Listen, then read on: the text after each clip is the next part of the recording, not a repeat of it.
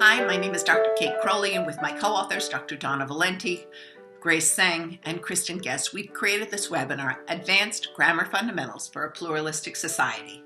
This is Module 1 that looks at the fundamentals of eliciting and analyzing complex sentence structures, including the research for it. Module 2 and 3 are actual case studies of videos of kids eliciting and analyzing language samples looking at complex structures. So we've built it to be skill building, and we hope at the end and believe at the end you will have acquired skills both in how to elicit and analyze complex syntax. We thank the parents and the students for allowing us to use their videos in this internet course. So we focus mostly on syntax and not morphology. Why? Because morphology tends to be quite variable across dialects. Sadly, many SLPs still analyze language samples using Brown's morphemes. Brown's morphemes is great, but only for kids who have only been exposed to one variety of English, that is Standard American English or General American English or Mainstream American English. Those are all the same, the different terms for the same thing, newscasters English. So in Brown's morphemes, these particular sentences would be indicative of a language disorder. He look happy, the two dog playing, this Grace book, the bag is in the table, she fine. But in many varieties of English, those sentences are absolutely acceptable and rule governed. Syntax is also less variable across dialects within one language. So that's a good way to look at it. Sadly, most SLPs do not have the skills to analyze complex structure. In an interesting study by Baraka, Arndt, and Schul, 2013, they found a substantial barrier to addressing complex syntax in assessment and intervention is a lack of knowledge about complex syntax on the part of most SLPs and other language specialists. Our interaction with graduate students and practicing clinicians suggests that few have had substantial exposure to complex syntax. Let's first compare the morphosyntax of General Mainstream American English with another common variety of English, Southern White English or Southern Vernacular English. So if you look at it, the feature is on the left. In the center is the General American English, where you'd find Brown's morphemes, and Southern White English is on the right-hand side. Now you always want to be thinking about this with Southern White English. If the form is contractible, then you can delete, and also redundancy reduction. If there are more than one indicator, so for example, past tense or number, you can reduce or delete that redundant feature. Okay, let's just see what that looks like. Possessive markers in General American English, you gotta have the apostrophe S. In Southern White English, it's non-obligatory. It could go either way. You could say Donna book or Donna's book. Plural markers, the two dogs look happy, that must be in place for General American English. Southern White English, it's also two dogs look happy or the two dog look happy. There's your redundancy reduction. Two marks plural, so the S on dogs does not have to. Third person singular present tense. See a lot on IEPs. It's like noun verb agreement. He cooks. That S needs to be there in General American English and Southern White English. It can be omitted.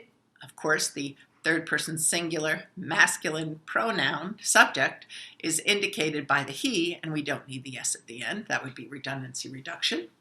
Simple past tense markers, he played yesterday, could use play yesterday, again, redundancy reduction.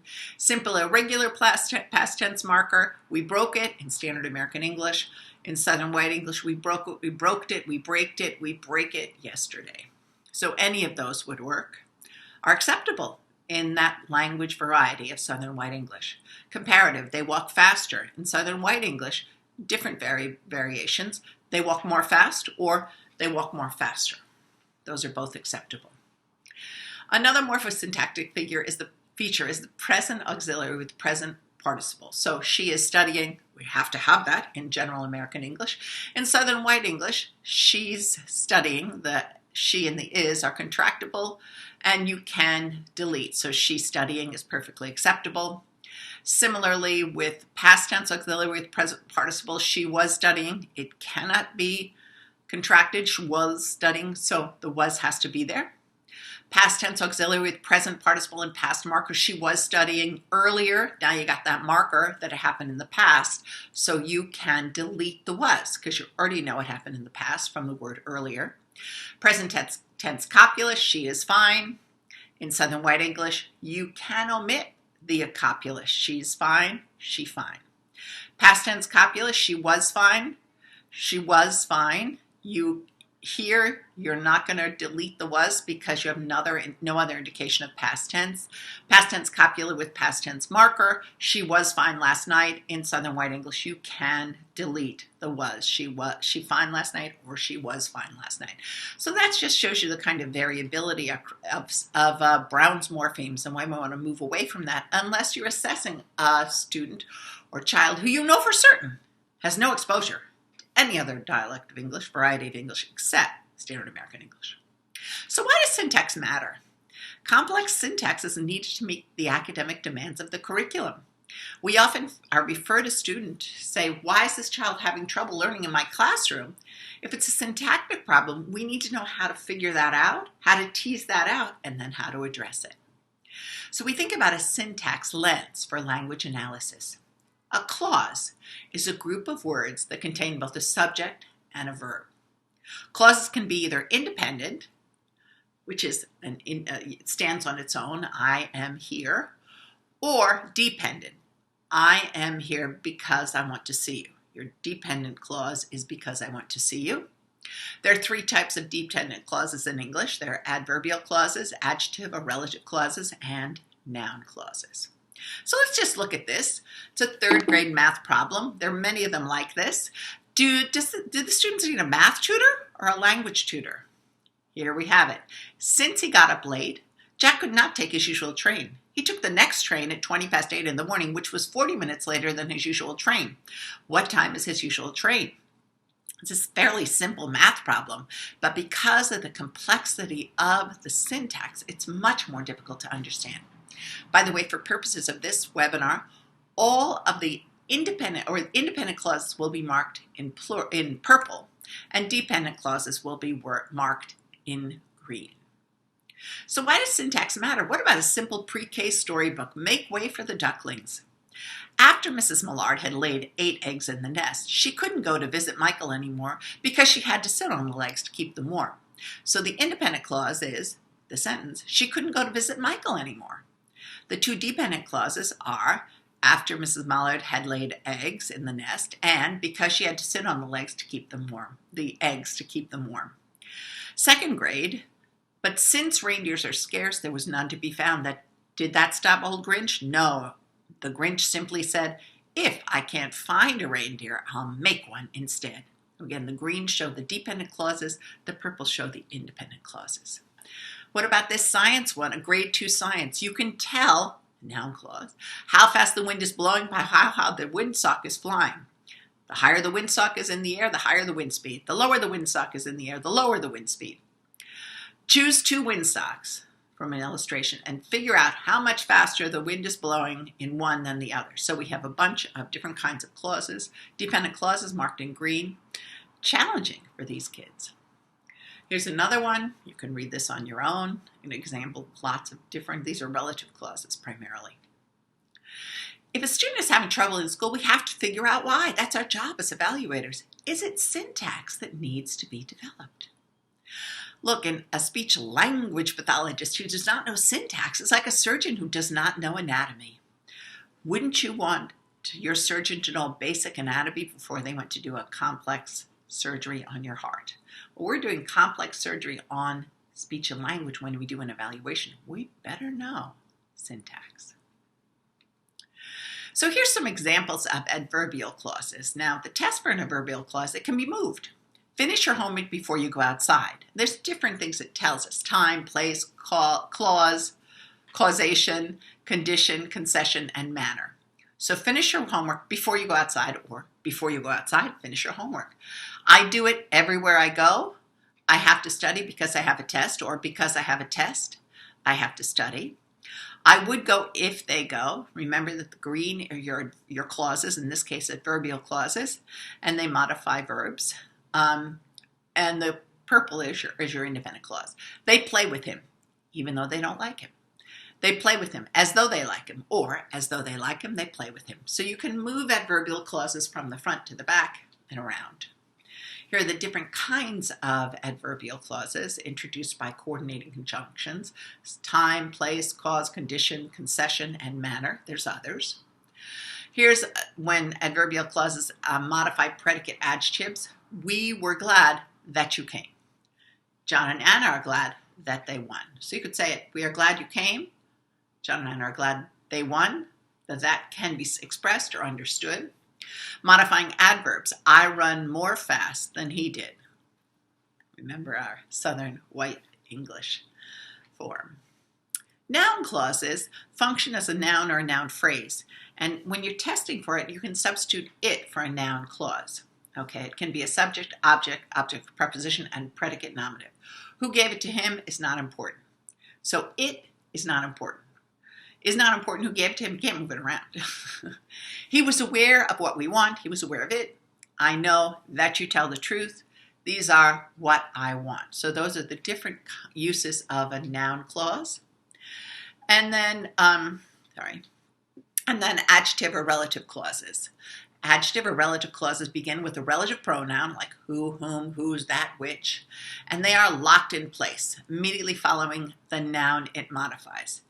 If a noun in a clause can be replaced by a single third-person pronoun, that clause is an adjective or a relative clause. The girl who is sleeping is my sister. She is my sister.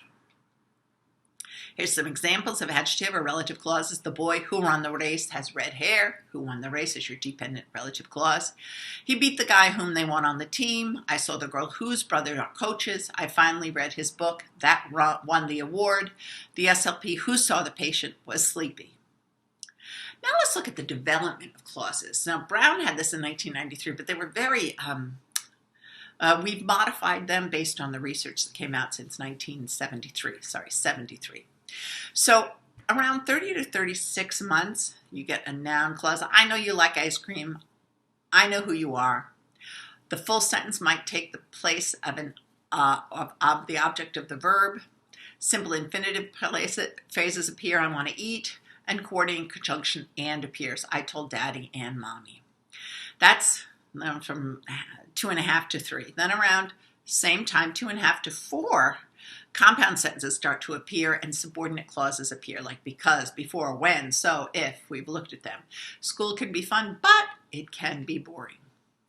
Late 3 to early 4, relative clauses start to come in, and infinitive phrases with subjects different from the main sentence. The puppy who was dirty is now clean. Let me show you how to win the game. Then 4 to 5 years old, gerund phrases appear, noun clauses, and marked and unmarked infinitive phrases. For example, running, this is your gerund phrase. Running really fast is my favorite game. Noun clause. What I want from you is to pay attention. It is to pay attention.